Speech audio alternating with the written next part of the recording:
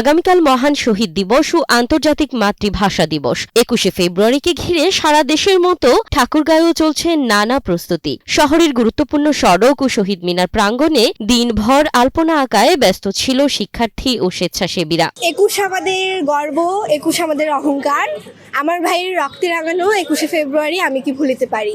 ভাষার জন্য আমার ভাইরা রক্ত দিছে, তাদেরকে আমরা ভুলতে পারবো না। তাদেরকে মহান আন্তর্জাতিক মাতৃভাষার চেতনাকে ধারণ করেই আমরা প্রত্যেক বছর এই আলপনা করি। শহীদদের স্মরণে খালি পায়ে হেঁটে শহীদ মিনারে পুষ্প অর্পণ করা হয়। এজন্যই আমাদের শহীদ মিনারে ফুল দেওয়া হয়, আলপনা করা হয়। প্রতিবারের ন্যায় এবারও এই আয়োজন করা হচ্ছে ঠাকুরগাঁও বড় মাঠের সড়ক, শহীদ মিনার সহ বিভিন্ন গুরুত্বপূর্ণ জায়গাগুলোতে। আয়োজকরা জানান, ভাষা শহীদদের প্রতি শ্রদ্ধা জানাতেই তাদের এই উদ্যোগ। প্রত্যেক বছর 20 ফেব্রুয়ারি ঠাকুরগাঁও বড় মাঠের পাশের রাস্তায় আলপনা করে থাকি। এটি মূলত শহীদদের শ্রদ্ধা জানানোর জন্য, ওদের সম্মান করা থেকে আমরা করে থাকি।